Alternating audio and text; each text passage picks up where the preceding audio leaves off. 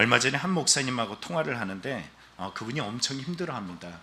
엄청 힘들어하는 그 목사님에게 제가 오늘 찬양대가 드렸던 찬양, 이 찬양의 가사 그리고 오늘 말씀, 본문의 말씀을 그에게 전해줬어요.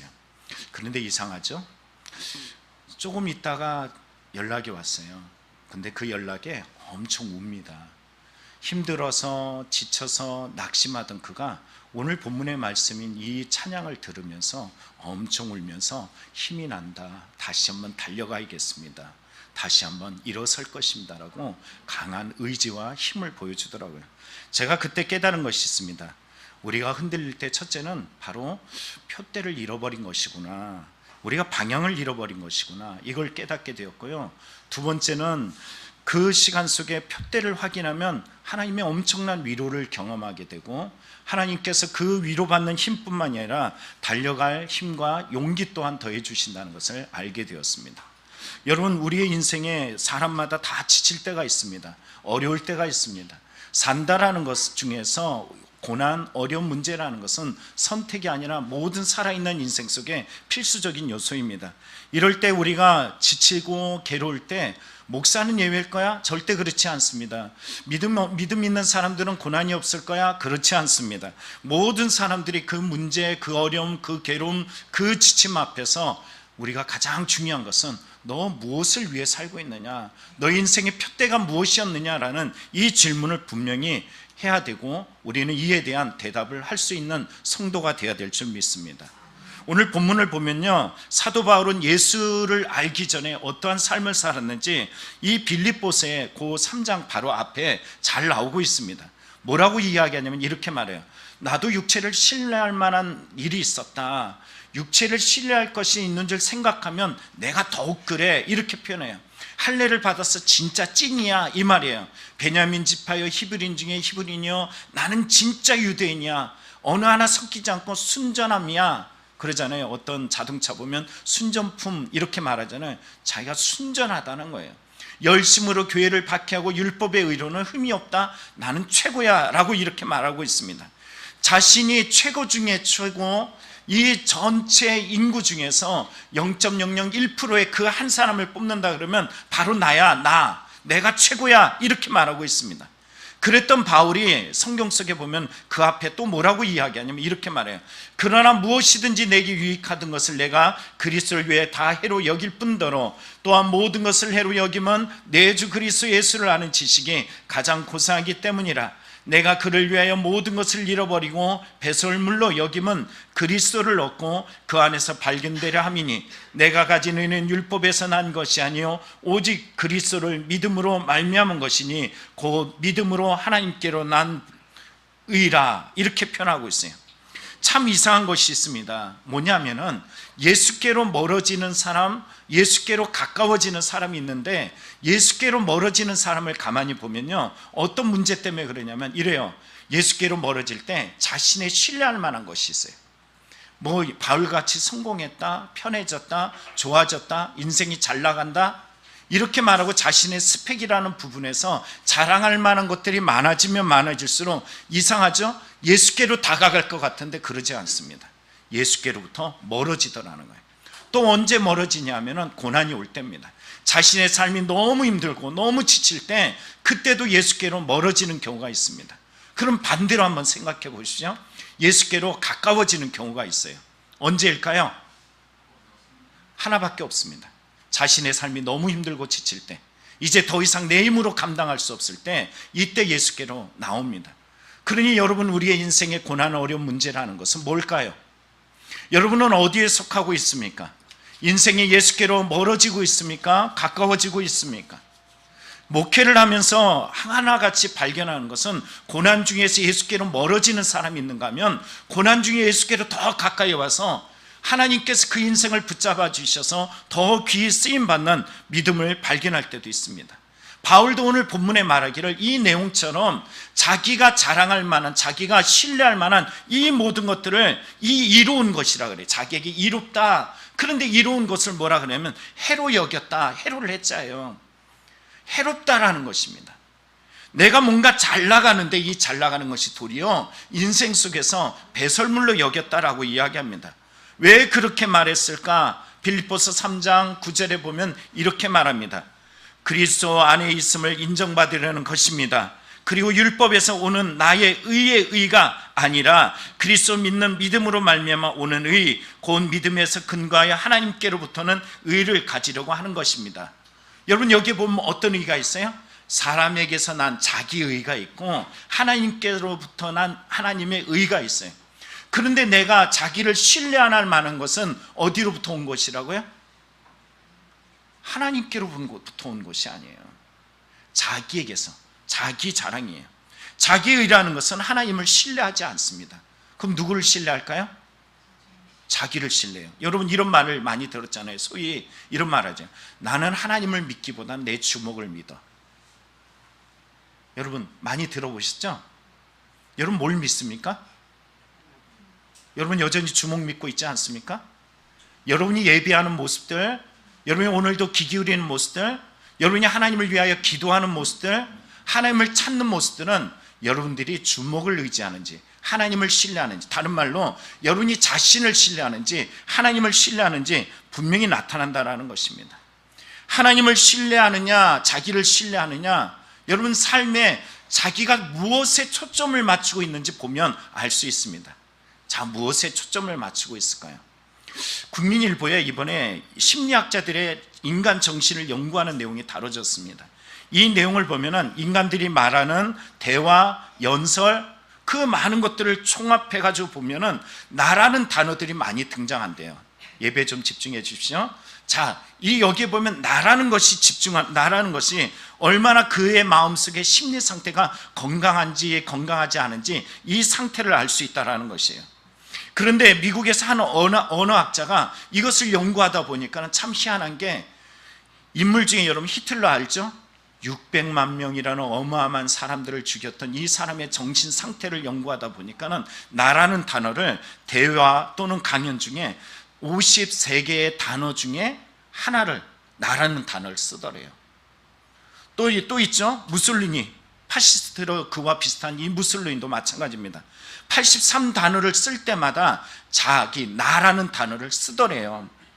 반면에 평화주의자라는 이 영국의 챔벌린이라는 정치가를 봤더니 294단어 중에 한 번 쓰더래요.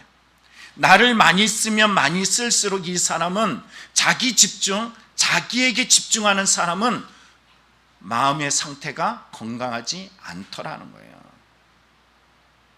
여러분, 누구에 집중하고 있습니까? 여러분, 나. 성경에 보면 누가복음 12장에 보면 한 부자가 나옵니다. 이 부자 고작 3절을 다루는데요, 이 3절을 다루는 가운데 나라는 단어가 몇 번 나오냐면 6번이나 나옵니다. 나. 모든 것이 나, 자기 기준이라는 것입니다. 바울도 마찬가지였어요. 자기를 신뢰하는 것이 얼마나 무지막지하고 무서운 것인지 잘 알고 있습니다. 육체를 신뢰했던 이 바울은 어떤 삶을 살았냐면 도리어 그의 삶에 예수라는 부분을 도리어 무시했어요.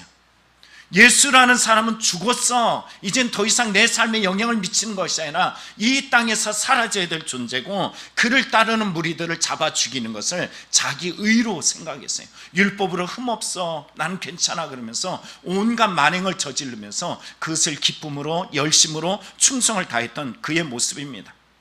그런데 여러분 아시죠? 육체를 신뢰하면 신뢰할수록 예수를 박해하고, 육체를 신뢰하면 신뢰할수록 예수의 음성이 들려지지 않습니다.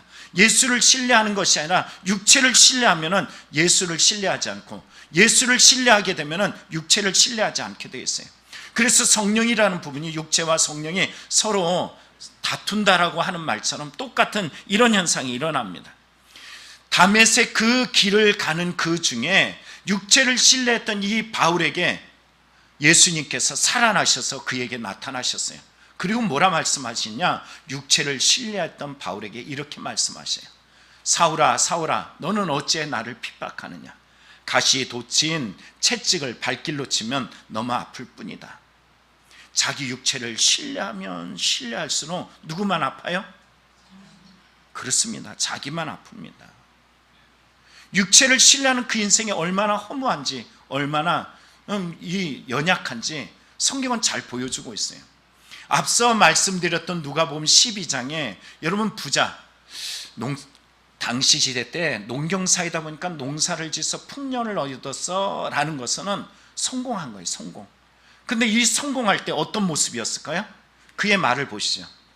여러분 여기 보면 부자가 풍년을 얻고 나서 그러죠. 심중에 생각하여 이르되 누가? 내가 곡식을 쌓아둘 곳이 없어. 곡식의 주체도 나여나. 그리고 어찌할까 하고서 또 누구에게? 내가 이렇게 말해요. 내 곡간. 누구의 곡간? 내 곡간. 이걸 헐고 더 크게 짓고 누구의 곡식? 내 모든 곡식. 내 건 줄 알아. 내 물건인 줄 알아. 영혼마저도 이러다 보니까 영혼의 영역은 누구의 영역이에요? 하나님 거죠. 그런데 이 하나님의 영역까지도 누구의 것으로 말해요? 내 영혼, 내 것, 내 영혼 이렇게 말하고 있습니다. 그리고 자기의 영혼에게 이래 말해요. 여러에 쓸 물건이 많이 쌓아뒀으니 평안은 누가 주는 거예요? 하나님이 주는 거예요. 그런데 이 평안이 자기 거고 내 인생은 내 거고 내 마음대로 누릴 수 있어서 먹고 마시고 즐거워하자 이렇게 말합니다. 그런데 여러분 우리가 보는 것처럼 이런 인생 속에 하나님께서 찾아오셔서 뭐라고 말씀하셔요? 오늘이란 이 삶의 시간에 하나님이 찾아오셔서 이렇게 말씀하십니다. 어리석은 자야, 오늘 밤 내 영혼을 취하면 이 내가 준비한 모든 것이 누구의 것이 되겠느냐.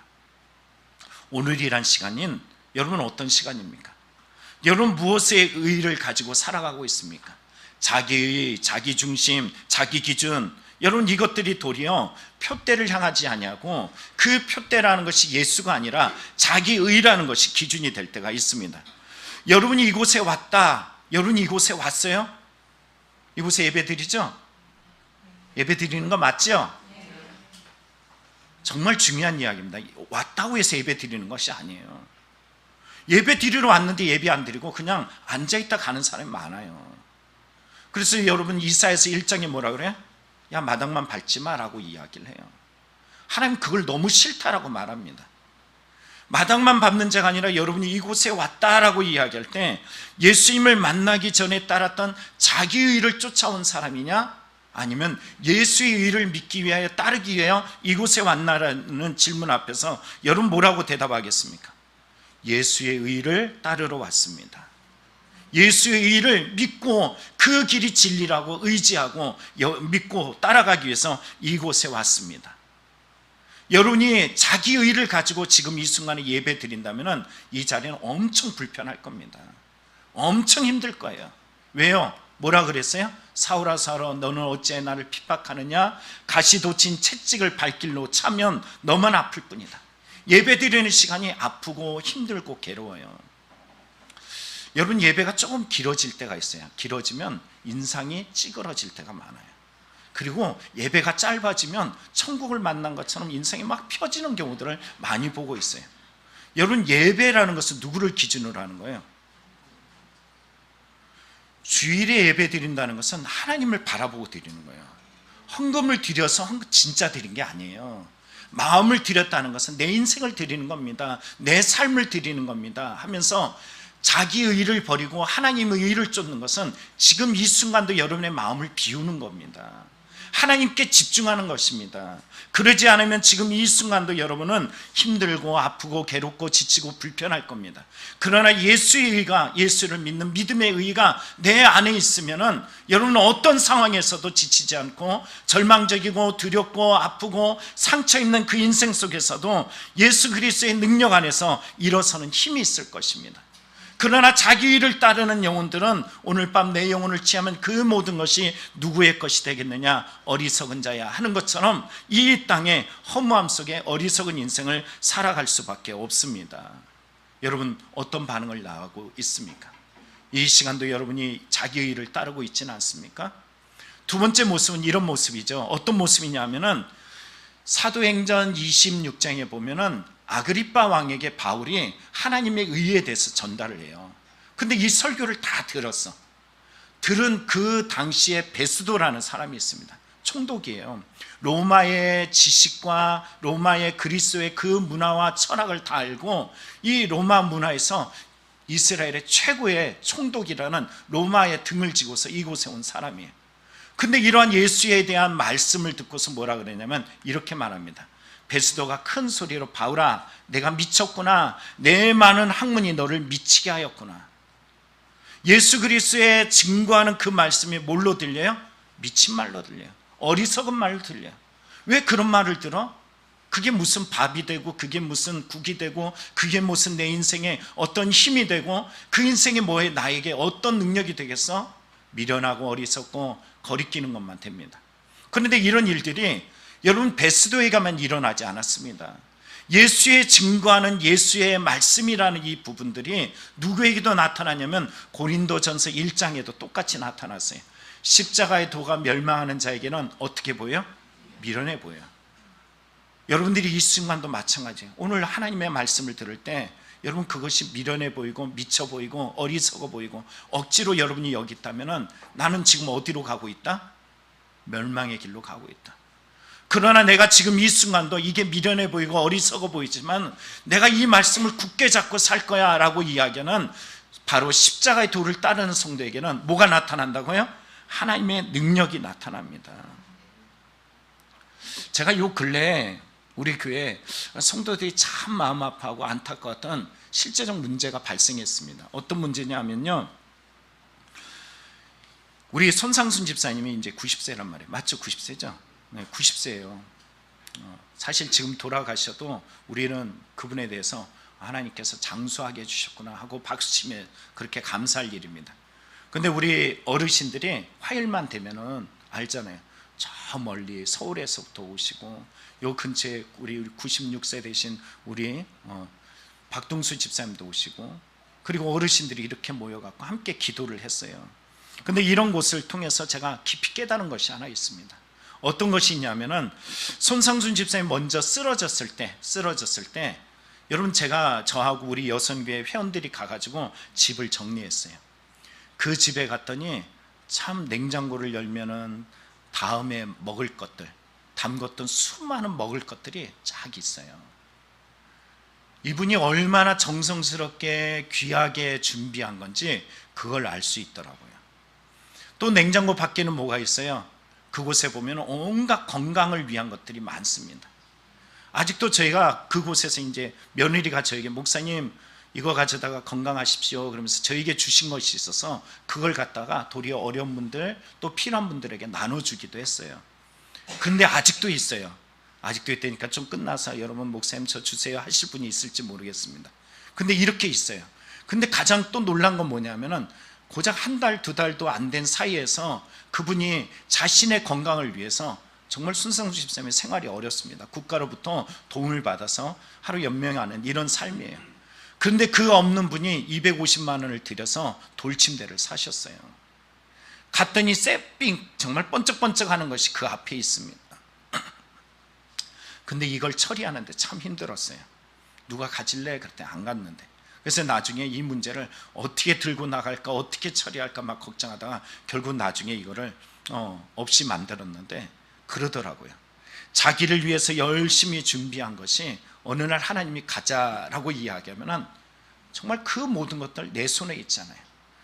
약도 건강약도 필요 없고 침상을 위해서 그 멋지게 준비한 돌침대도 더 이상 필요가 없고 정말로 호흡기를 달아서 겨우겨우 그 인생에 그런 인생 속에 놓여지는 것이 삶이다라는 것을 깨달았습니다. 여러분 무엇을 위해서 살고 있습니까? 또 하나 깨달은 것이 있습니다. 어떤 것이냐면은 우리 어르신들이 같이 기도하셨단 말이에요. 같이 열심히 기도하셨어. 근데 산소 마스크를 끼고 앰뷸런스에 실려있는 그 손상순 집사의 그 어르신을 바라보면서 우리 어르신 같이 기도했던 분들이 무너지기 시작해요. 어떤 분은 말하기를 나 혼자 남았어. 나 혼자 남았어. 반복적으로 식사도 잘 안 하고 제가 챙겨드려도 잘 안 드시려고 그래요. 기도하러 오면 제가 간식을 챙겨드리기도 하거든요. 그런데 그것도 잘 안 드시고 아니야 계속 이렇게 말씀하셔요. 또 어떤 마음이 있냐면 잠을 잘 못 주무시고 계속 눌림이 있어요. 여러분 이러한 눌림 속에서 한 가지 발견한 것이 있습니다. 90세의 손상순 집사님 넘어지기까지 기억할 건 신앙, 삶, 죽음이라는 것은 사실 분리되어 있었어요. 기도하는데 어때요? 신앙, 삶, 죽음이라는 것이 다 분리되어 있었어요. 근데 손상순 집사님이 무너져 보니까는 그 공동체 안에, 기도하는 공동체 안에 기도, 삶, 죽음, 이것은 무너져 있는 것, 분리된 것이 아니라 하나라는 것을 알게 되었어요. 이 말을 다른 말로 이야기하면 뭐라고 이해할까요? 죽음이라는 것이 나의 일이라는 것, 나에게 언제 갑자기 올 수 있는 일이라는 것을 알게 된 시간이었습니다. 그러니까 이분들이 어렵고 힘들고 괴로워서 나 혼자 남았어, 먹는 것이 그다지 즐겁지 않은 이런 일들이 되었습니다. 여러분, 시험은 왜 오는 걸까요? 제가 한번 말씀드린 적이 있죠.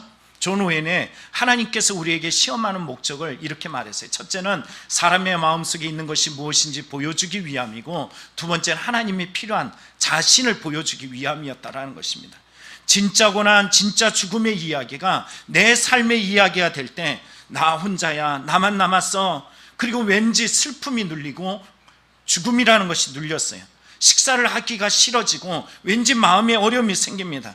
이거를 통해서 하나님께서 준비한 것은 뭐일까요? 너 내가 있니? 내 마음속에 내가 있니? 너 죽음과 삶이라는 이 부분이 정말로 하나님이란 이 부분이 너에게 있니? 라는 이 질문을 던지는 동시에 어르신들의 문제문이 아니라 저에게도 동일하게 하시는 말씀이에요. 이상해요. 장례식장에 가면요, 죽은 사람은 없습니다. 다 산 사람만 있어요. 무슨 말인 줄 아시죠? 다 희덕거리고 고스톱치고 그곳에서 즐거워하는 사람들만 있지, 그 죽음이 나하고 깊은 연관이 있다 라면서 그 죽음을 실제로 맞이하는 사람이 거의 없다라는 것입니다. 기도했으니까 아닙니다. 기도했으니까 자기의례예요.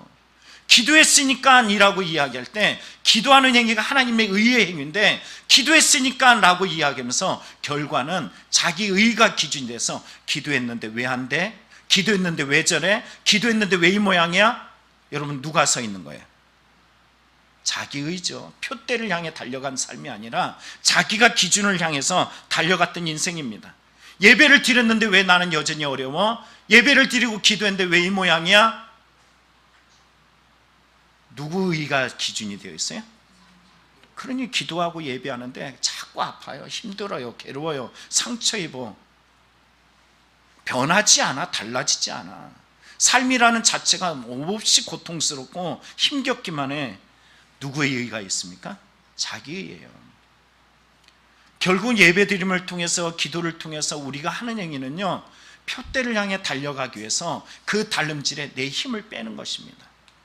우리 남선교회 회원들이 골프 치는 인원들이 있어요.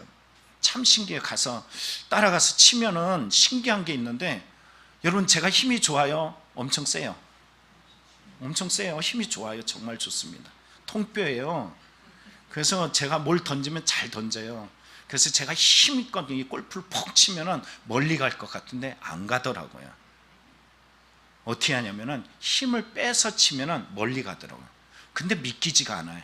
믿어지지가 않아요. 왜 안 믿어질까요? 내 힘을 믿으니까. 근데 내 힘을 빼면 어떻게 된다고요? 멀리 가. 이상해요. 아무리 봐도 이상해. 그래서 그랬나 봐요. 골프가 수도원에서 시작했다 그러잖아요. 결국은 했던 얘기가 뭐냐면은 자기 힘을 빼는 겁니다. 모든 것을 자기 힘을 빼지 않으면 되지 않습니다. 요즘은 골프 치라 그랬더니 기도하지 않아. 골프 치랬더니 골프가 중심이 되는 경우예요. 이 세상 속에 정말 중요한 것은 내 힘을 빼는 겁니다. 빌립보서 3장에 이렇게 말합니다. 내가 이것을 이미 얻은 것도 아니요, 또 이미 목표점에 이른 것도 아닙니다. 그리스도 예수께서 나를 사로잡으셨으므로 나는 그것을 붙들려 쫓아가고 있습니다. 운동선수가 지금 내가 잘하고 있다, 내가 지금 선두에 달려가고 있어. 야, 끝났네. 난 이미 끝났어. 잘하고 있어. 그러면서 그 자리에 앉으면 어떻게 될까요? 패배하는 거죠. 믿음도 마찬가지라는 거예요.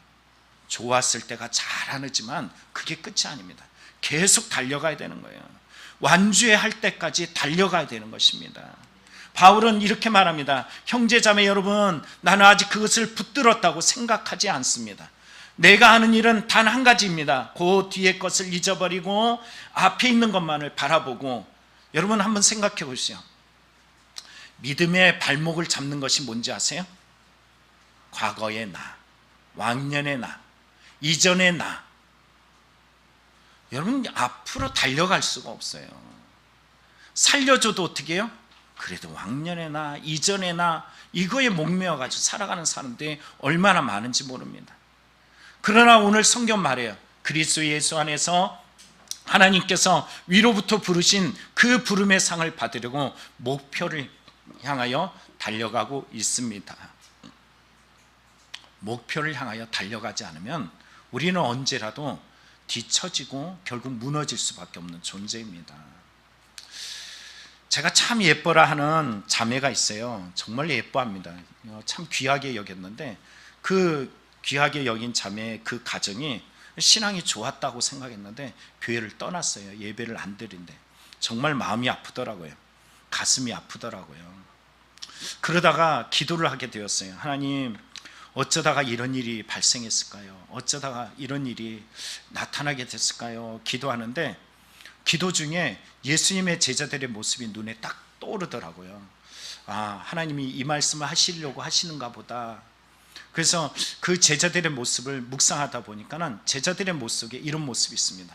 예수님과 동고동락했어요. 같이 밥을 먹고 같이 정말로 자고 모든 삶의 3년 동안에 제자들이 목격한 것들이 어마어마합니다. 어떤 모습이냐면 예수님이 누군지를 알고 돌아오는 사람들을 보면 예수님 막 너무 기뻐요.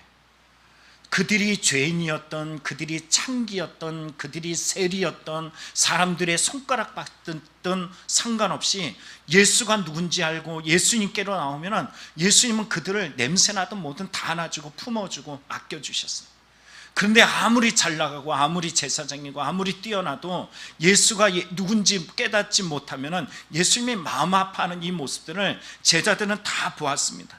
심지어는 이 제자들은요, 베드로, 요한 그리고 야고보 같은 경우는 이 변화산에 올라가 가지고 예수님께서 하나님의 실체로 변화되는 것을 눈으로 목격했어요. 이뿐만이 아닙니다. 제자들 전체들은 무엇을 경험했냐면 그들은 풍랑을 지나갈 때 자연의 풍랑마저도 예수께서 잠잠해라고 이야기할 때 그 풍랑마저도 잠잠하는 것을 보게 되었어요. 이뿐이 아니죠. 사람들이 제어할 수 없는 엄청난 힘을 가졌던 수많은 귀신들이 예수님의 말씀 앞에서 벌벌벌 떨면서 도망가는 이런 역사와 기적들을 다 경험했습니다. 이런 제자들이 넘어졌을까요? 넘어지지 않았을까요? 넘어졌어요. 왜 넘어졌을까? 이 질문 앞에 서게 됩니다. 그러다가 성경을 읽다가 발견한 것이 뭐냐면 이들이 넘어졌던 제자들이 달라진 부분이 있어. 어떤 부분일까? 예수의 십자가, 예수의 부활 사건이었어요. 그럼 한번 생각해 보시죠. 예수님의 제자들처럼 우리는 수많은 이적과 기적을 경험했냐? 경험했어요. 우리는 예수의 제자들처럼 예수님과 동고동락하며 그 은혜들을 경험했더냐? 경험했어요. 그런데 왜 무너지더냐? 하나밖에 없어요. 예수님의 십자가, 예수님의 부활 경험하지 않았기 때문에. 그 예수의 십자가, 예수의 부활이 나의 십자가로, 나의 부활로 인정되지 않으니까는 조금만 좋아지고, 조금만 힘들어지고, 조금만 내 마음이 안 맞고, 조금만 내 어떤 현상, 일들이 일어나면 예수를 떠날 수밖에 없는 것입니다. 다른 말로 이야기할까요? 예수가 없기 때문이에요. 내가 좋아하는 예수, 내가 만든 예수, 나의 기준에 맞는 예수를 내가 자기 의라는 기준을 가지고 택했기 때문에 언제라도 그 예수는 내 마음에 안 맞을 때 버릴 수 있는 존재가 되는 것입니다. 그러나 그 예수가 이런 나를 사랑하셨어? 이런 나를 외면하지 않으시고 이런 자기 일을 위해 살아가는 이 바울과 같은 존재처럼 내 의만을 달려가는 그 인생길에 하루아침에 네 인생이 무너질 수 있다는 것을 깨닫게 해주셨어? 이제 내가 사는 것은 나를 위해 사는 것이 아니라 나를 위하여 자기 자신을 버리신 하나님의 아들을 믿는 믿음 안에 사는 것이라는 이 복음의 능력이 그 안에 나타날 때 비로소 어떻게 될까요? 비로소 표대가 세워지는 것입니다. 그래서 바울 사도는 이렇게 말합니다. 내가 이미 얻었다 함도 아니요 온전히 이루었다 함도 아니라 오직 내가 그리스도 예수께 잡힌 바 된 그것, 그 부름, 그 표대, 그것을 잡으려고 달려가노라. 근데 여기 잡힌 바 된 그것이 어떤 뜻일까? 옥스퍼드 원어 사전에 보면 이 부분을 이렇게 번역합니다. 지배 및 영향력 아래 있음을 나타내는 전치사 휘프와 함께 쓰여 그리스도께서 이미 마음과 의지를 다스리기 위해 그의 거룩한 권능과 영향력으로 사로잡고 있다는 의미. 여러분, 내가 무엇에 사로잡혀 있습니까? 여러분, 무엇에 사로잡혀 있어요? 여러분이 시험을 만날 때 여러분 무엇에 사로잡혀 있는지 다 드러나죠? 고난을 만날 때 보면은 내가 무엇에 사로잡혀 있는지 다 보여지죠? 내가 넘어질 때 보면은 내가 무엇을 향해서 표대를 향해 달려가고 있는지, 예수인지 예수가 아닌지 다 보여지죠? 그러나 여러분, 이 말이라는 것은 나는 죽고 예수가 살아있습니다. 나는 이제 죽을 것이고 나는 죽었다고 이미 선언됐고 예수를 위해 살 것입니다 라고 고백하는 내용이라는 것입니다. 말씀 마칩니다. 표대, 빌립보서 3장 15절에 보면 이 표대, 예수를 향한 이 믿음이 얼마만한 영향과 능력을 행하느냐? 그러므로 믿음이 성숙한 사람은 이와 같은 마음가짐을 살아야 합니다. 어떤 마음? 표대를 향해 살아가는 마음. 그냥 이대로 멈추는 것이 아닙니다.